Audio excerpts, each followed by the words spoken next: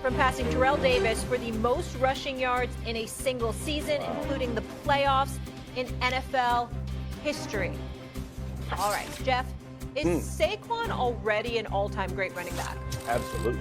Absolutely. I mean, I think, listen, he's had some injuries that affected his long-term, but when you think about what he's capable of doing, playing for your Giants. Yeah, don't even talk about that. Hey, the deck's been stacked against I don't know if they're actually my You know what I mean? Like, we might have broke up. The deck has been stacked against him, and this guy is what you're finally seeing is what he would have looked like had he been given the same ability in front of him, quarterbacks, all those things.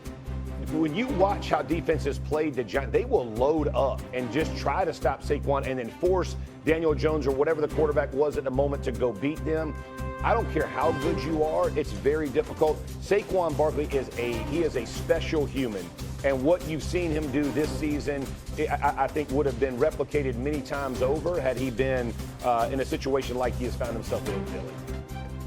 So immediately when I saw this question, I said, absolutely.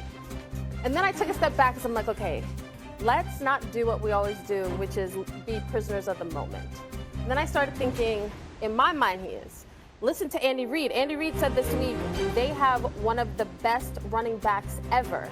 That is Andy Reid, one of the greatest coaches ever, saying that about Saquon. In my opinion, yes, but I think what is the criteria? Because when you start going down the list of greatest, if you pull out the Mad Dog Almanac of greatest ever, you're talking about Jim Brown and Barry Sanders and Walter Payton and Emmitt Smith and Eric Dickerson and all these guys. I don't know where to put him in there, and I don't want to say, is he better than Walter Payton? Like all these names. I don't know. I think in this, what we're seeing today's football, yes, Saquon is. But I'm not going to argue against a historian like Mad Dog if he's going to come out name names from the 1950s until now. Like I think it's really the criteria. If you look at his numbers because of the Giants, I keep pointing to you, Molly. Like because you put his numbers against other people, it's not going to look as impressive. No, but when you watch him on the field, when you watch him hurdling a defender backwards, that tells you we have not seen something like this. But again, I defer to the historian of the show. Well, I give you credit. You only forgot Hugh McElhinney, but other than that, your historical thing with the running backs was absolutely tremendous. Let's take it easy on Saquon Barkley. He's had four. Laugh, Jeff, the hater. He's had four Hall of Fame years. He's had three with the Giants, and he had in 222. Then he had his rookie year and another year with the Giants, and this year he's had four. Jim Brown led the league in rushing from 57 to 64, 65. I mean, throw in the idea that you're talking about a guy like Peyton. I think Derrick Henry's had a better career at this moment than Barkley's had, and I love Derrick Henry, and Barkley's special, don't get me wrong. But if you look at their careers to date, currently, Henry's had a better career. So to say that Barkley is one of the great running backs in the history of, have you heard of Gale Sayers and O.J. Simpson and Marcus Allen? And there's a million guys. John Riggins. There's Emmett, you mentioned. Sanders. There's 15, 20 guys we can bring up. I can't put him on that level yet. He's only had the 4 years. Out of 7 or 8, 9 years. Then we talk about one of the great running backs of all time. Yeah, I will say this. I think part of that for me is how defenses have to play a guy.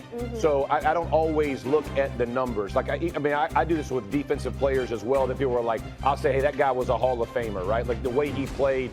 But because we had to defend him differently. I think Saquon is a guy you have to defend differently. And I said, I understand the point on the numbers, and you're totally right. He has not gotten himself to that conversation. And both of you make great points about the all-times.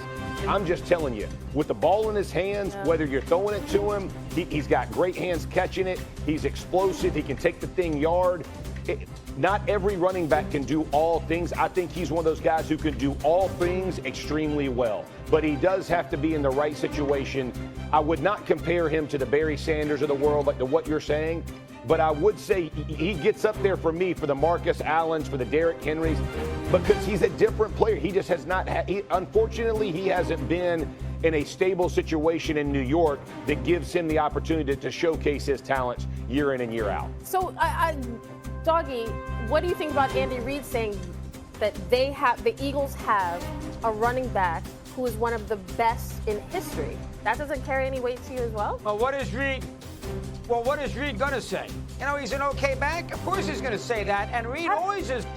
Reid is a great guy. He's always pepping up his opponent. No. You can say, listen, you don't have to say that's the most beautiful woman I've ever seen in my life. You can be like, she's pretty. Like, you don't have to say he's one of the greatest of all time if you just think he's a good back. I don't think Andy Reid is in the game of hyperbole.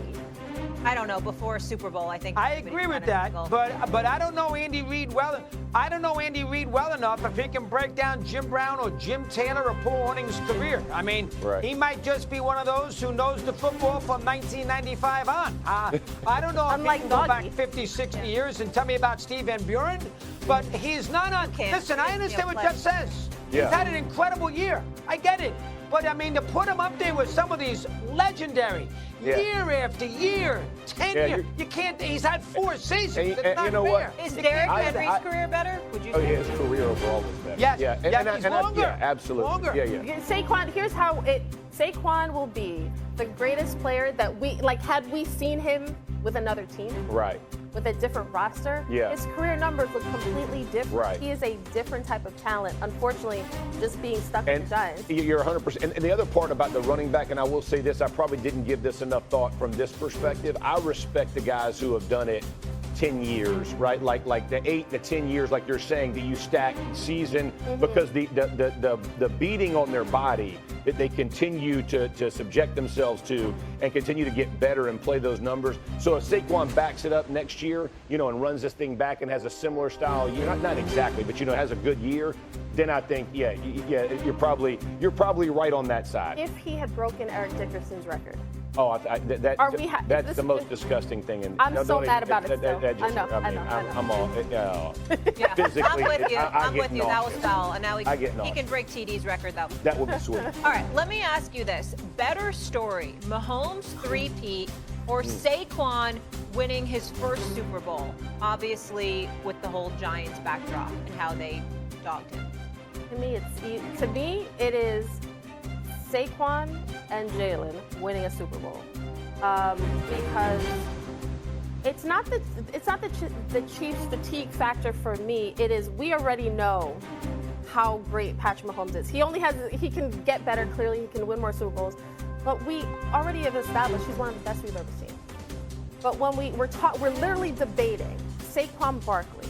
Is he one of the greatest running backs? And each week of this season, up until heading into the Super Bowl, we have given this guy so much praise and saying, we haven't seen this. He's tremendous. And yet his career is still sort of hampered by those years spent in New York.